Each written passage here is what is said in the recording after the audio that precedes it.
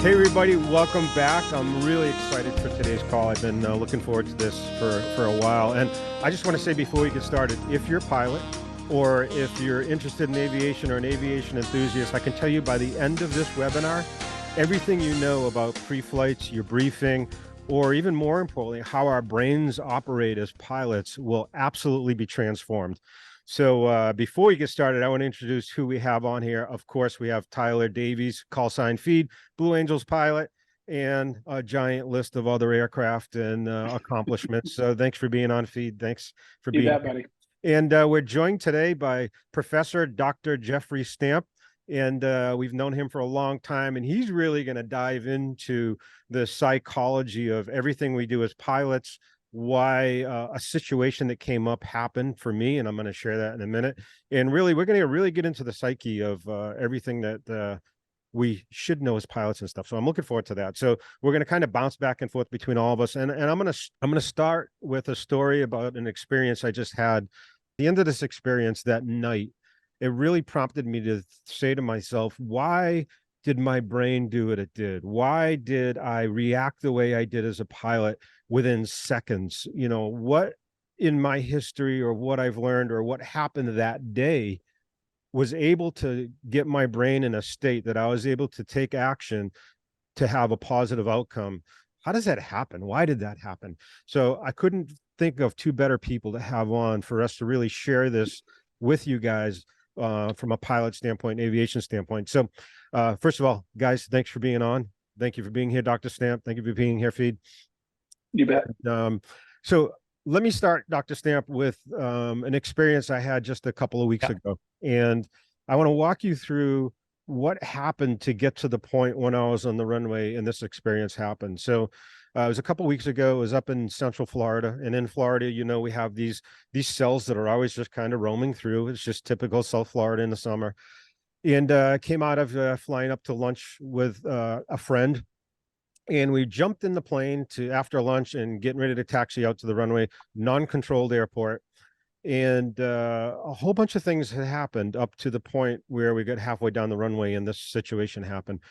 One was we were taxiing out and I heard an aircraft saying that he was getting in a pattern to go to runway 24. And I was like, wait a minute, that's odd because we all landed on runway 5. So it immediately prompted me to then immediately look at the windsock, and knowing that we all came out on runway 5 as a good pilot, and he's in the pattern up there, I just called out and said, hey, you know, aircraft 1, 2, 3, 4, I just want to let you know we're all been landing and the wind is favoring runway 5. So he said, oh, perfect, thanks for giving me that heads up. So he shifted and he came in runway 5.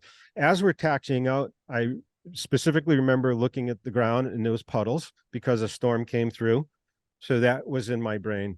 And then when I made the turn to the taxiway to taxi to runway 5, I looked at the windsock again and I was like, okay, so windsock wasn't straight out. I mean, maybe we had 6 to 8 knots wind. And I saw the windsock was about a 10-degree crosswind from the right, as from a runway standpoint. And all that happened. I get to the end of the runway. That guy lands, gets off the runway. I pull on the runway and everything's normal. So I start power up to take off.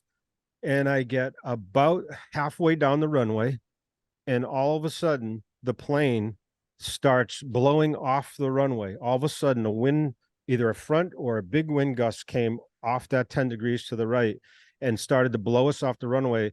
And in about 1 second to 1.5 seconds, I realized, oh my God, we're hydroplaning. Like I had no control of the airplane on the ground. So I immediately looked down at my airspeed and I was just below VR. So I was right about 60 knots. We wanted to be about 71, 72 to take off. And I had to make a decision right then. What was I going to do? And instinctively, I didn't really cognitively think through, oh, what's happening and all that. I immediately pulled a little bit of back pressure to get the weight off the nose gear and went right rudder and steered the airplane into it. And we were literally flying sideways, hydroplaning sideways down the runway for another second or two until I had the airspeed to lift off. Holy, I won't say it. So the outcome was favorable. It was positive. But when I got home that night, I had to just think about wow, that was interesting. And I thought to myself, how and why did that happen? And why did my brain take over and make that decision? And I thought through, and it's interesting, Dr. Stamp, because at that second that all of a sudden I realized, it took about a second for me to realize the plane was out of control and was hydroplaning. About a second more, all those things that just happened flashed in my mind. The windsock, the ground, what I said to the pilot, like just like that. And then it took me about another second to react. And then the total situation was about 5 to 6 seconds, because then it was another 3 or 4 seconds to get my airspeed, and then we get off the ground. So I was just kind of reminiscing, like, wow, how and what happened that got me to that state where I automatically did what I was supposed to do as a pilot and had a positive outcome. Do you want to start, Dr. Stamp? And then I want to ask Feed, like, maybe what should I have done differently? What could have I done differently? And before you start, I just want to say this, Dr. Stamp, because why I was thinking through it is because if I made a different decision, it probably would have been a bad one, because I thought in that situation, I didn't have control of the airplane. And if I pulled back on the power, the plane would have just continued right off the runway. Instead, my yarding captain experience and my pilot experience said, oh, we'll steer into the current, steer into the, we got a Navy guy on, so he knows what that means. But that's right.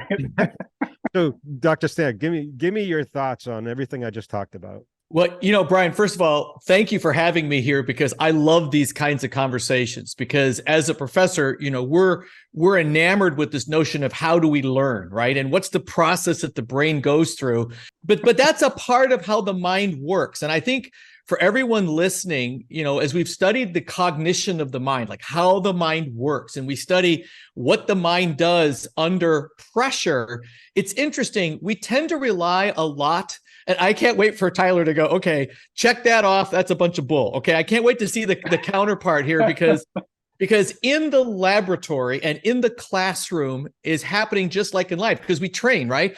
And the plan works fine until it doesn't, right? I like Mike Tyson's, quote, the plan is perfect until someone punches you in the face. And in that moment, you were facing a face punch, right? Well, here's the thing.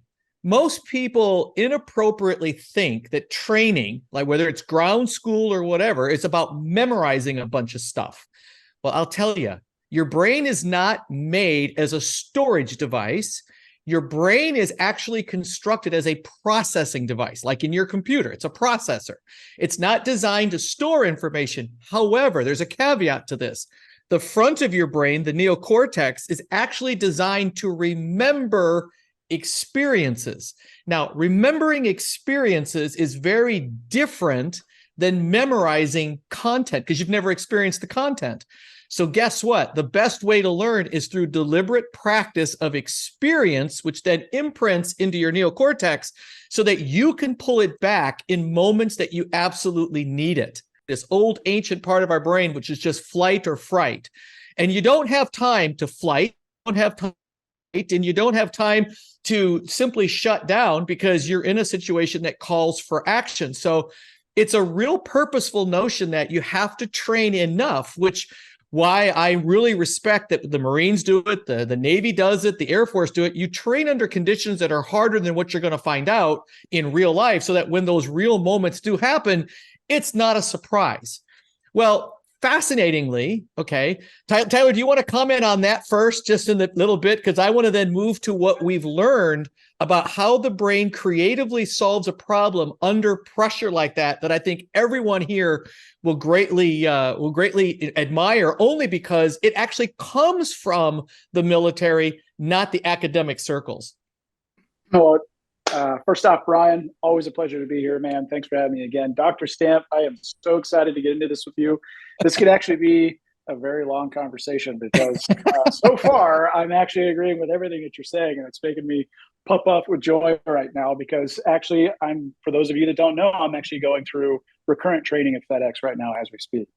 Yeah. And one of the things, no joke, that we actually just talked about today, which I wholeheartedly agree, and I'll give some examples here in a second, is just like what Dr. Stamp said, is that our brains, we are a plethora of useless information. You can stuff as much stuff in there as you want. And you know what? It's just like a filing cabinet. We're going to pull it all away. We're going to put it all away. Pictured differently, picture a gigantic pool of water above your head, right? We got 10,000 gallons of water above our head. Well, you know what? There's a tiny straw where that can drip out of. So we've got all that memory and all that knowledge in there, but we can only process it at a certain rate.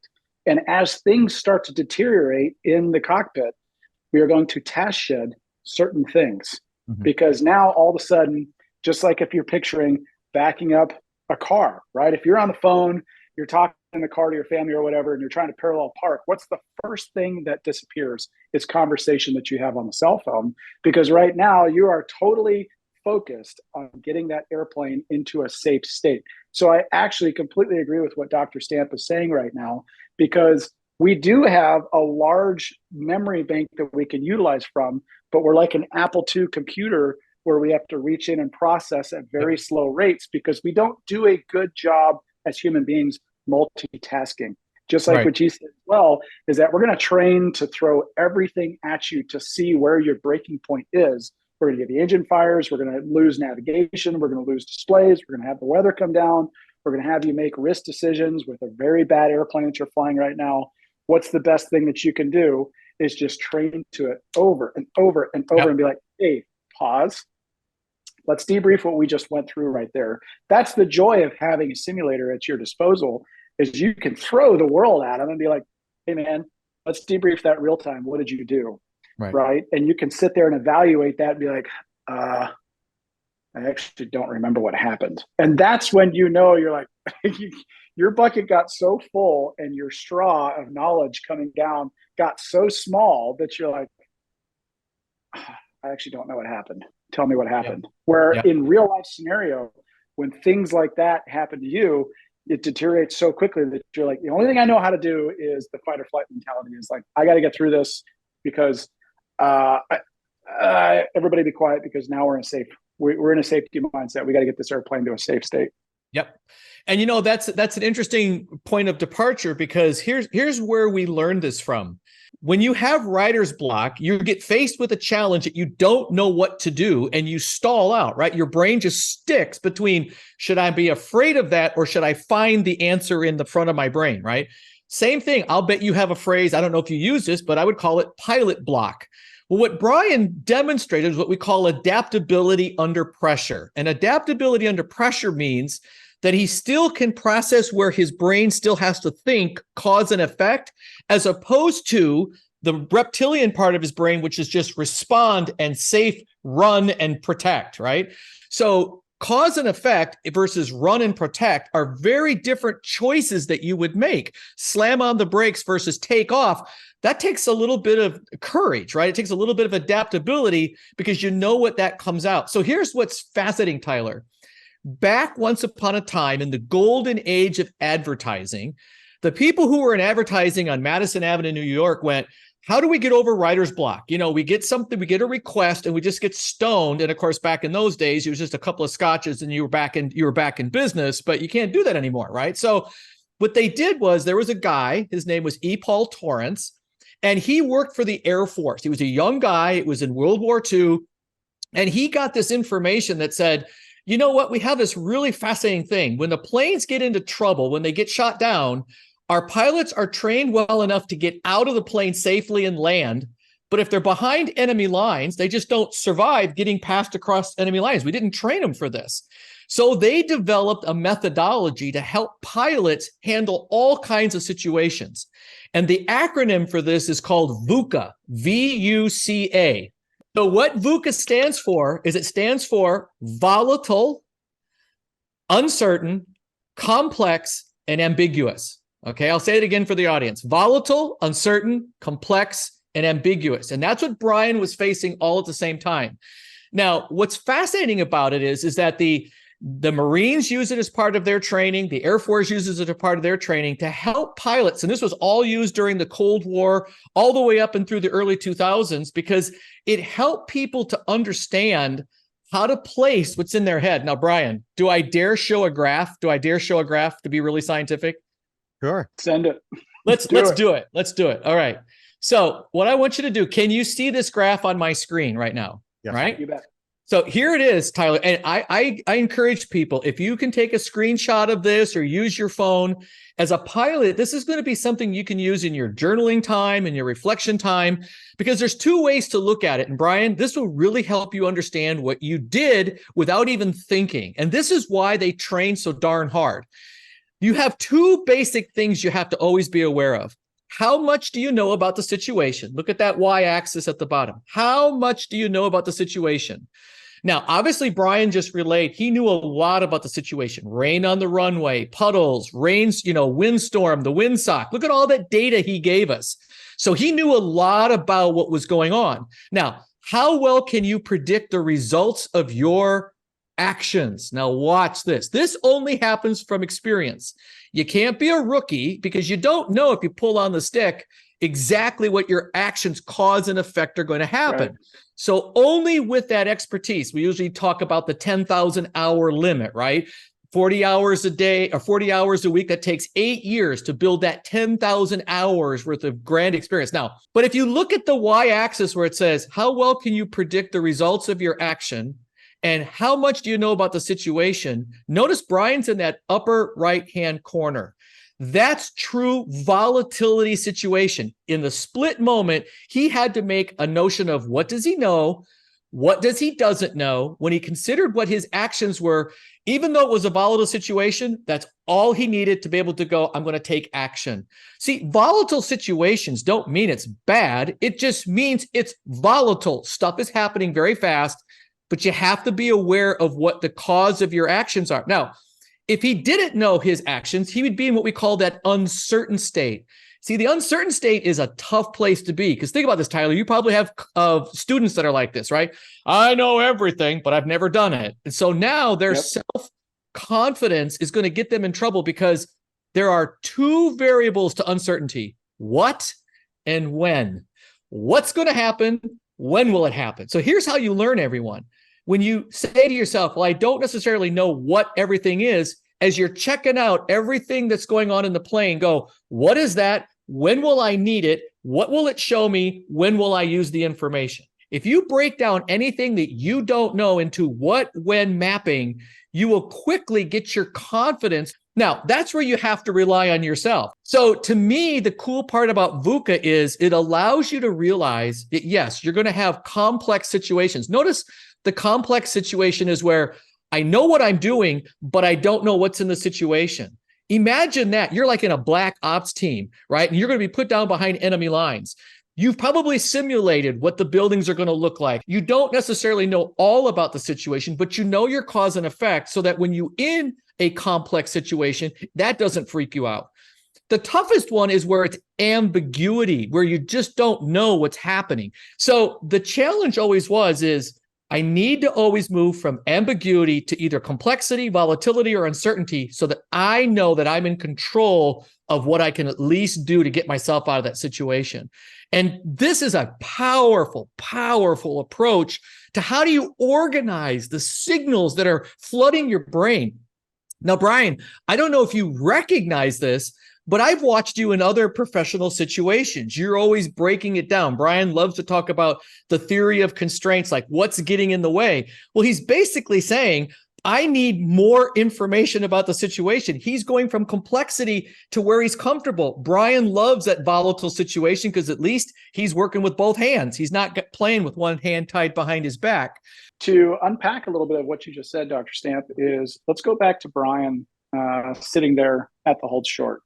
All right. Now, Brian, one thing that I like to do is when I have a situation that goes south or something like that, after I have successfully survived the situation, just like what you do is you go home and you unpack the situation. You look at it, you go, how did I get there? How did we arrive in that situation? And what could I have done differently? First thing that popped into my mind was, so our viewers and our listeners can find out, which airplane were you flying that time, Brian? It was somebody's A36 Bonanza. Okay. And how much experience do you have in that airplane? Well, in the B-36, I've got 50 hours. Okay. And so how experienced would you say you were in that airplane? Okay, well, that's a loaded question because I'm somebody Well, that is so humble so enough to what say what that I don't have enough experience ever. yeah, so looking at it like that is growing up. I actually grew up racing motorcycles for a long time. So, as teaching motorcycle racing, I would ask the student, and I'd say the first thing is, "Hey, how experienced are you? Is it your first bike? Have you done any track days? Where are you at? Things like that to gauge where the person is experience wise." And where I submit to you is, I say you had extreme experience in overall SA at this moment because you're lining up, you're out and you hear the pilot coming in, you're like, wait a second, he's on the wrong runway. I guarantee you somebody that doesn't have a lot of experience in aviation wouldn't probably have even recognized that somebody was lining up on the wrong runway. And so thinking about that, you have enough SA to go outside the cockpit and be like, hey, that person's probably lined up on the wrong runway. Let me just throw them a little sugar because it's a non-tower field, right? It's pilots taking care of pilots. So now looking at it going, all right, we're going to take the runway. I know that there's rain on the ground. And question for you is true confessions here. You looked at it and you saw that the rain was on the runway. Did any of the stuff that happened to you at the hold short, did that go through your mind when you were thinking about that? Of the rain on the runway? Yeah, like, hey, we're looking at potentially we may run into a hydroplane situation. What am I going to do? Or was this an automatic response to exactly what Dr. Stamp was talking about looking at this graph? Yeah, I'm glad you brought that up because one of the things I didn't talk about in the beginning was I did my briefing when I was at the whole short line. Like I briefed through with my friend, here's what we're going to do. Here's our airspeeds. We hit this airspeed. We're going no matter what, VR, all that. We did that briefing. And I thought about the other stuff. Now, to answer your question, I didn't think at that time about, oh, there's water in the runway. I could hydroplane.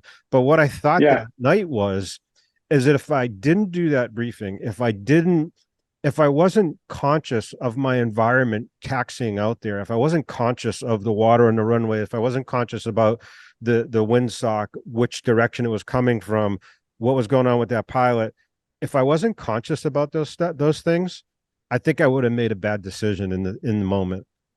If that That's answers so awesome that you said that. Yep. Because a couple of things that I like to say is, when I was teaching students to fly jets in the Navy, I'm a huge racquetballer and I love playing racquetball. And normally I'm like, Happy Gilmore having a puck with me at all times, except I have a racquetball at all times. But that is a perfect thing to distract somebody when talking emergency procedures, because what we do in jets is we do stuff from memory, things that are critical phase flight items that you have to memorize and be able to know them down cold. Well, if you start bouncing a ball and you ask somebody in an engine fire procedure, I guarantee you they can't figure it out because their motor skills, they're just functioning and operating on trying to bounce this ball. And they're like, engine fire is because all their motor functions are taken up, which is a perfect example of what you went through while you were flying. Right, because Tyler, that's it. What the brain is actually doing, Tyler, is it's trying to figure out what and when, because you're doing two things, two what and whens at the same time, one motor, one mental, and you can't refuse a motor, something that's going by you, right? You just can't, not pay attention to it. Yeah, that's fascinating. Isn't that crazy how that works? Is where you're sitting there, you're talking about it at 0 knots at 1G in the meter, you're sitting there going, hey, passenger X, we're going to talk about this. This is our brief for today. We're going to do this. We're going to do this. We're going to do this. That's at 0 knots and 1G. Now, all of a sudden, you guys are running down the runway. Life is now at risk. Things are happening, just like what Dr. Stamp said. You've got some of the things that are happening at such a volatile rate that now, subconsciously, your brain is task shedding things that no longer matter, that is not safety related.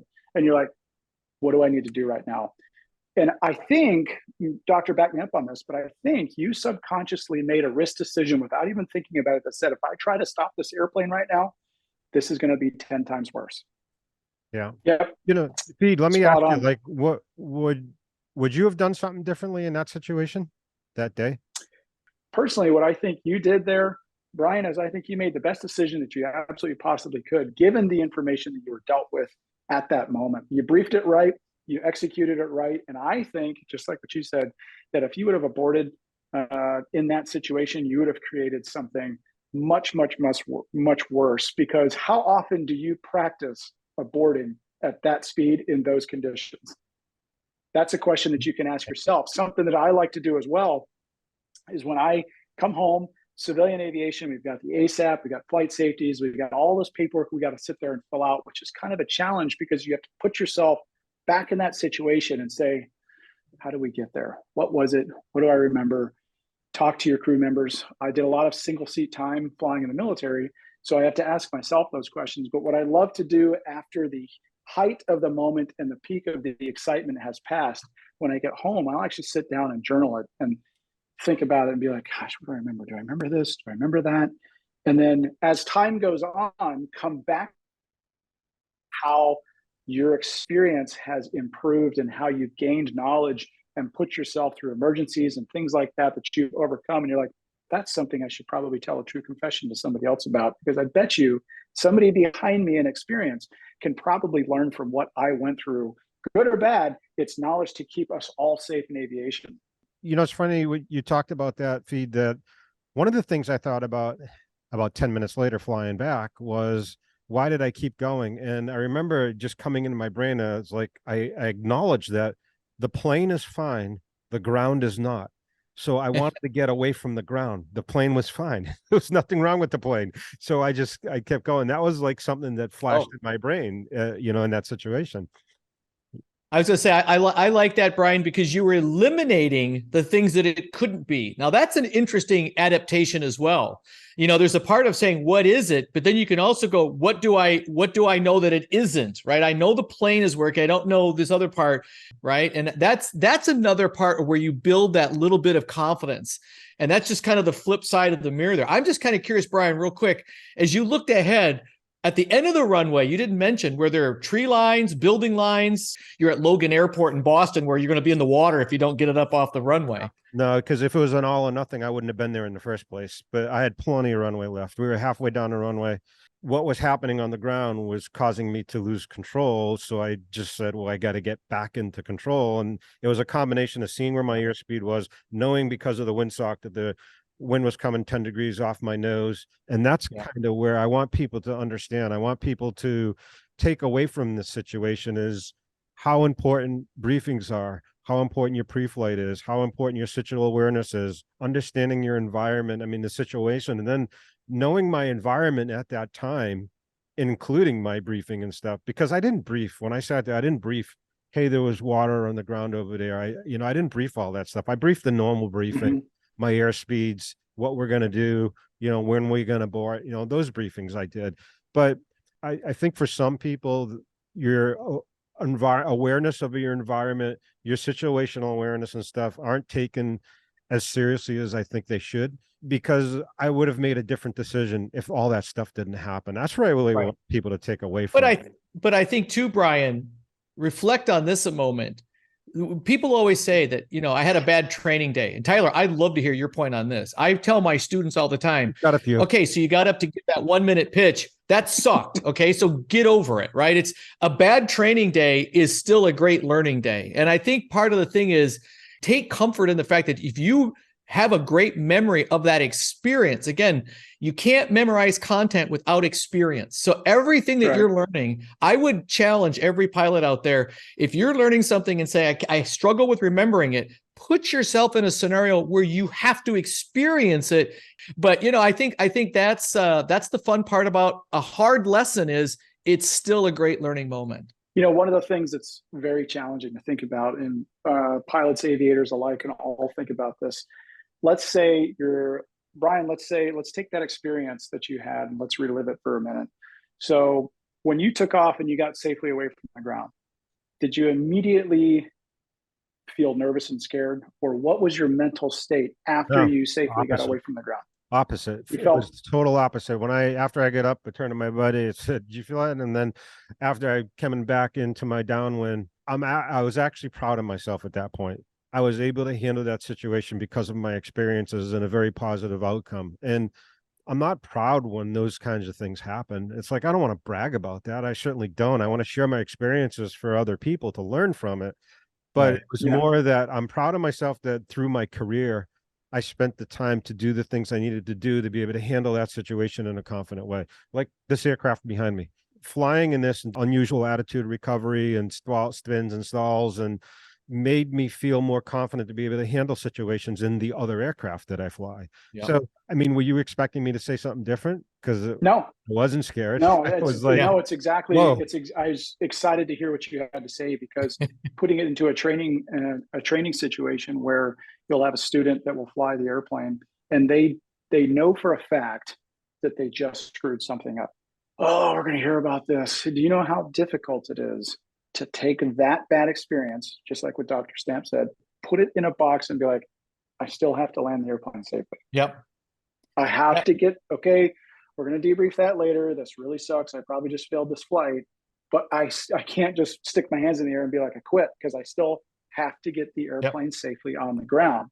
And when something happens, whether it be a training experience or whether it be a real life emergency situation, you have to get through that experience first, then get safely on the ground, which sometimes, just like the old Top Gun, Cougar's losing it, and I've been in situations like that where you're like, man, I really have to task shed, and I really have to compartmentalize right now, because as those that know me, I've lost quite a few motors and had quite a few experiences in airplanes and things like that, where I have to, just like with you, Brian, I went through those experiences. I'm like, all right, cool. I'll worry about this later.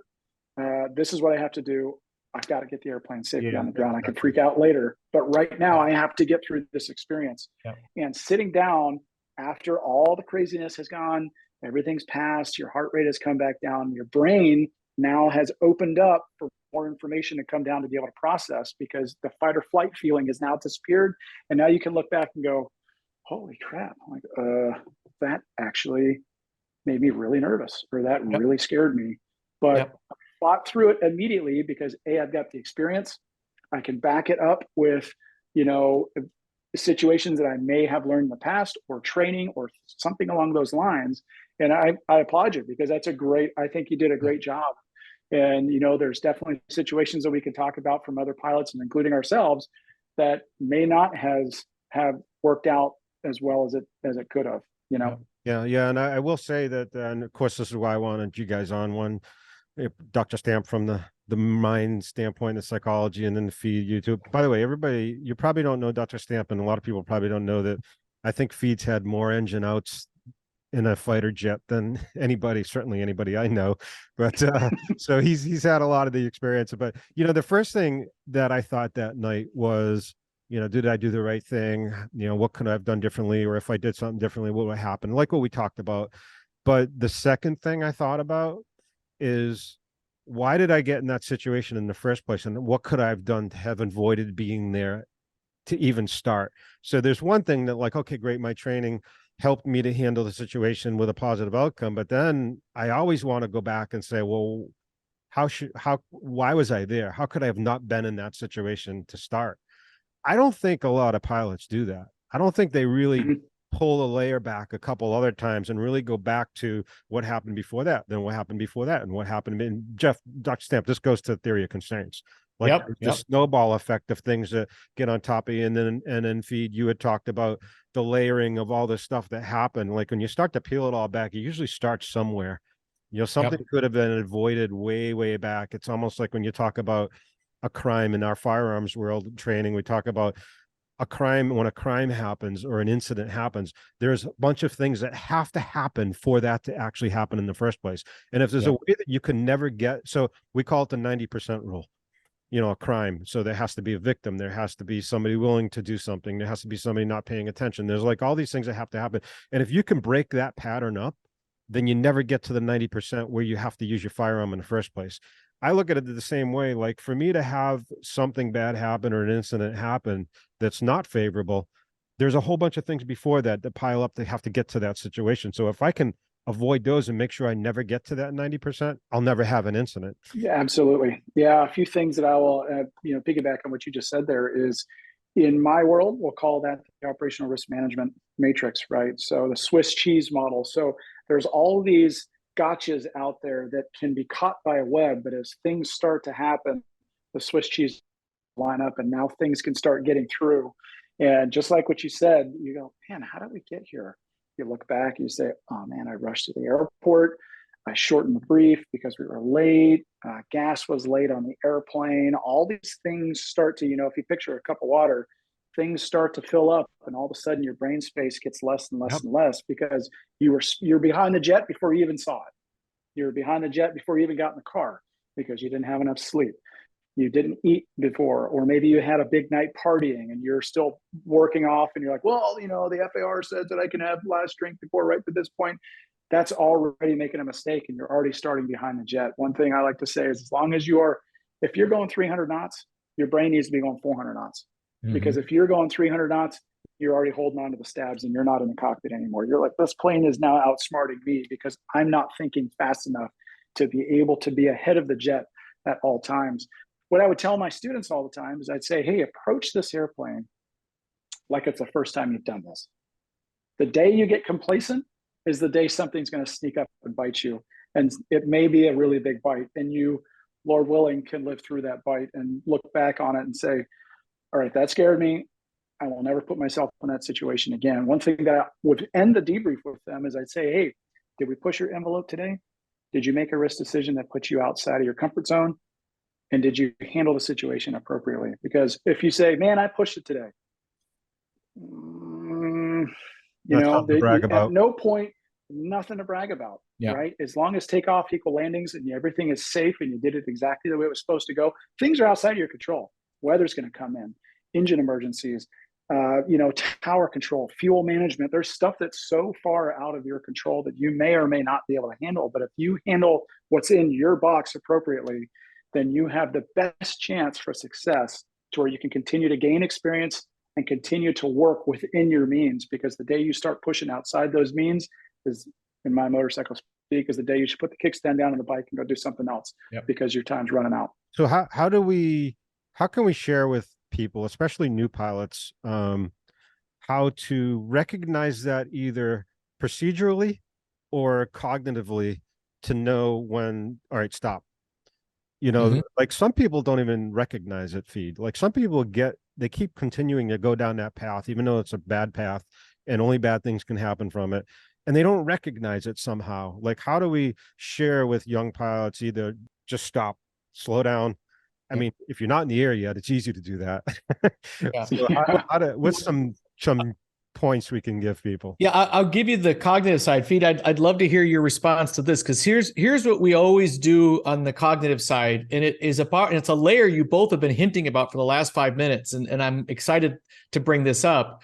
And it's the concept of, what do you say to yourself, right? What's your self-talk like? And I love it. I wrote this down. When you talk about these task shed moments, right? You start shedding these tasks because your brain's getting filled up. And the question really boils down to is, what do you say to yourself? And the first thing you have to do is, you can't feel the emotion, because emotions don't cause results. Issues and events cause results. The data from the issues and events will inform how you feel. That comes after. The emotional response comes after you've organized what the events and the issues are. So if your self-talk is not positive in terms of reinforcing the issue, and not like rainbows and unicorns positive, but positive in terms you understand what you know and you understand your actions. But the key part about it is, when you then get a chance to unpack it, you say A went to B, B went to C. Okay, I understand where that exists. Now I can feel the emotion, but that's in a safe place that has nothing to do with you operating in the moment. But most people, what they do is, something happens and they respond emotionally and then go, how should I respond based on my emotion? That's just discipline. And I know we live in a world of sensitivity and all that stuff today, but there is what we call mental fluidity. How do I flip between rational and emotional thought on purpose? And that's why you can't over dramatize, like, I pushed it today.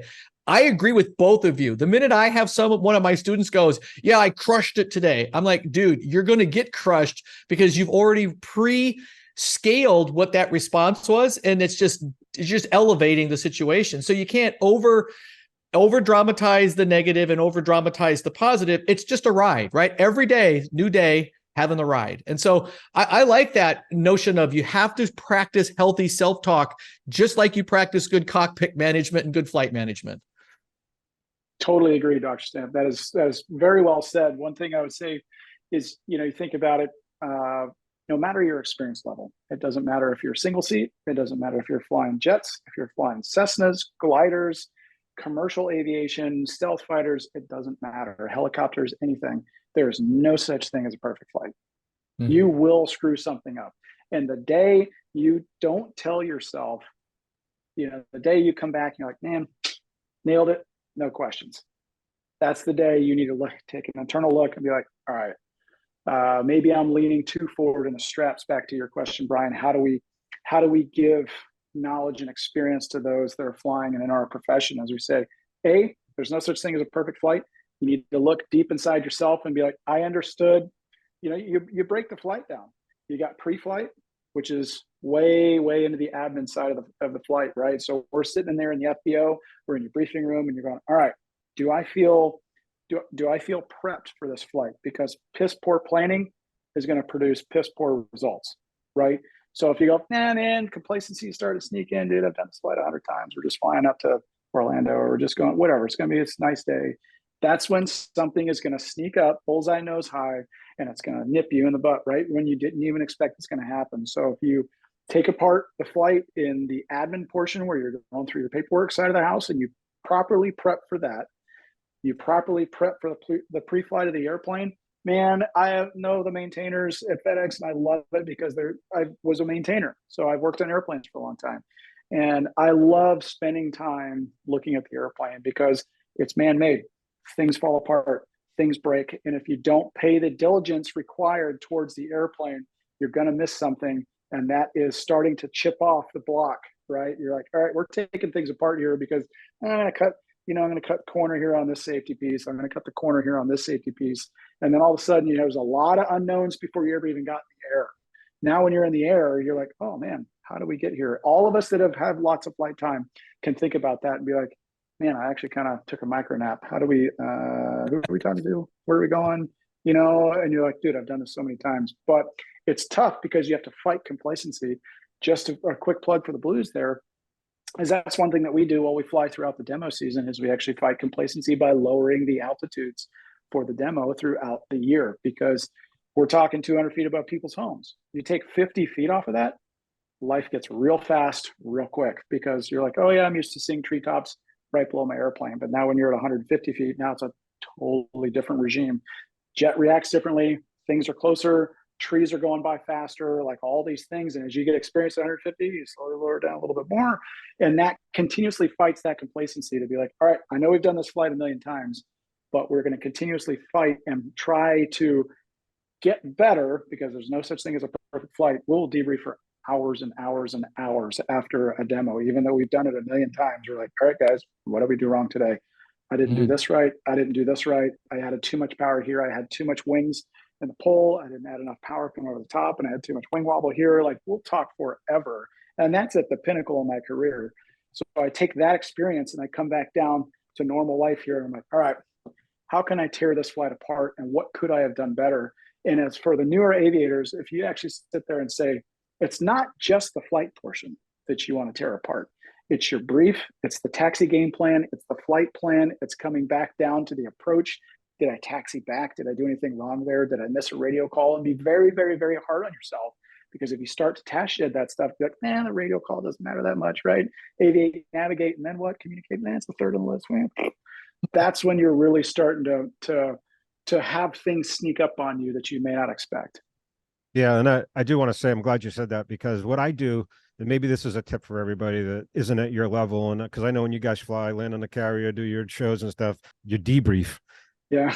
As I do it from a standpoint, as soon as I go to my logbook and I make my logbook entry, that is my trigger that I go do. What are the 4 or 5 things that I could have done better that I didn't do well? And I just write those down. And I also give myself just my own little personal attaboy. I give, what are the things I did really good in this flight? And I log that. But more importantly is if I keep saying the same thing over when I go to my logbook entry, that, my speeds are off on my approach again. I didn't have my gear down in time again. When I see that 2 or 3 times, that becomes a trigger for me that I go, I have to go deal with that. I'm going to go with my instructor. I'm going to check pilot, which I just did. I literally did exactly this, because I felt like my approaches just weren't right. I was going through the approach a little bit, coupling the ILS, and I'm like, either there's something wrong with the airplane or I'm doing something wrong, because it happened 3 times in a row. Even though I recovered and got on it, that was a trigger for me that said, all right, I'm getting a check pilot. I'm going to go deal with this. as just a general aviation pilot, I don't think people do that enough. I think they Mm. come home, Yeah. they push their plane in the hangar, put their logbook entry, and they go have dinner. Yeah, you know, they have that luxury. It's similar to you, Brian. I have my, I'm old school, so I have to handwrite my logbooks in the Navy. And I would actually asterisk the end of the flight if I had an emergency or something that was, I say spectacular, but something that sticks out in my mind, like hit by lightning, engine failure, ripped a radar off, had a tire blow, put a hole in the airplane, hit the All bird, the whatever. above. All the above. I would star at the end of the flight so I could look at it down the road and be like, oh yeah, that's right. Oh yeah, that's right. And I actually looked back a couple months ago. I went through my logbook. I looked at it. I'm like, I got a lot of asterisks. So it doesn't matter. Are you bragging? Well, no, it's more of an experience thing, because just back to what Dr. Stamp was saying is that, there's a mental side and then a mechanical side. You got to get through what you got to get through. And you know what? The jet, the airplane, the helicopter, the glider, they don't care about your feelings. Exactly. You got to get gravity doesn't care about your feelings either. So yep, the piece of K with the ground is going to win every time. Yeah. So well, we're getting up on time, but I do want to ask you one thing I was hoping to really get out of this for people to understand is I talked about the images that got implanted in my brain before the situation. I still remember to this day. I knew exactly not only where the windsock was, but I remember how ragged it was, and it was old and it was actually fraying. I remember seeing the 4 or 5 puddles. I didn't cognitively write that down. There was 5 puddles, but my brain somehow had those pictures, and those pictures are still in my brain. And all of that stuff happening made me make a different decision. But I wanted to somehow get people to take away from this the difference between if you didn't do all that with the situation, like what did my brain do? How did it process? Okay. Why did that all happen and help me make that decision? Like I said, and this is very important from the very beginning, I said, your brain is not a storage device. It's a processing device. And what it processes is it processes 3 things. We call pattern recognition has 3 parts, 3 C's: context, and the consequence. And then what it does is it tries to knit a connection between what the context of the moment is and what's the consequence of the moment. And that's why you have pattern recognition. So here's the thing. Because you've seen many other windsocks, the fact that you took a glance at it, your brain instantly went, that's a windsock. It didn't go, that's a water tower. Right? If a windsock looked like a water tower, you'd be screwed, because you'd be like, is that a windsock or is that a water tower? And that takes 3 seconds to process. And in your fighter pilot world, 3 seconds could be the difference between mountainside and not mountainside, right? So I love that fact that if you fill up your brain with tasks that are inessential because you're trying to memorize, recall that analog process of look at it and recall it, what you really did is this natural, wonderful part called pattern recognition, which is why certain people see things and invent a solution, and certain people see things and walk right by it and never even know it was there. So that's what you were doing, is you just literally were cognitively alert and recognized when you saw certain cues, your mind went to your experience, not your memory banks. And that's why it's a positive thing to have what we call deliberate practice. Deliberate practice builds better memories, and which, by the way, memories happen through questions. What and when, what are the questions, builds better memories, and then you process the way you're supposed to, because you can't operate like a computer storage device, or you run out of time. You don't have enough task bandwidth under those critical moments, which is why that VUCA training was so powerful. It taught people, quit trying to memorize every variable. Can't do it. Just react and muscle memory. Like when you play golf, it's muscle memory, or when you ride a motorcycle, muscle memory. Quit thinking, keep reacting. Yeah. Yep. Yeah. So one thing that we'll do on top of that as well is, so I don't know what a lot of our pilots do out there, but in the military, we'll fly with our knee board. We'll have our little tiny knee board card. We will do exactly what Dr. Stamp is saying. We'll do what's called shorthand. So we'll just take a little tiny note on something. We'll be like, hydroplane, cool, sweet. We'll just go fly, do our things, hot brakes, whatever. Just something that will give us a memory aid in the debrief, because the last thing you want to do is write this paragraph while you're flying real time.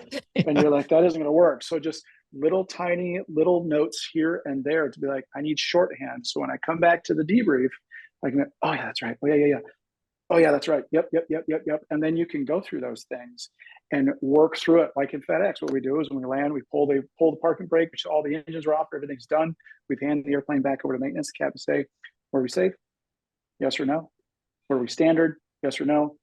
Any unanswered questions? And that's where that shorthand comes back out, where you can look at it and be like, yeah, you know what, boss, I had a question about this. We went through that. You said this radio call, and they give it the real time it deserves to be like, hey, repetition. Let's ask those questions, learn from what you went through, and actually build foundational experience on those fights that you go through. And that's how you can become a safe, standard, and an outstanding pilot in whatever range of aviation you're looking to get into. Is there a difference between being aware of my environment and situational awareness, or is that basically the same thing? I mean, is it the same or is it not? They're different. They're cognitively very different. It's a conscious effort. We call it the consciousness to take action. There are two terms we typically talk. We talk about intention. Intention is where you say, I'm willing to do something. But volition is what you're talking about. The difference between situational awareness and just understanding what's around you. Volition is, I know what's around me so that I have the freedom and the agency to have an outcome. I can direct the outcome.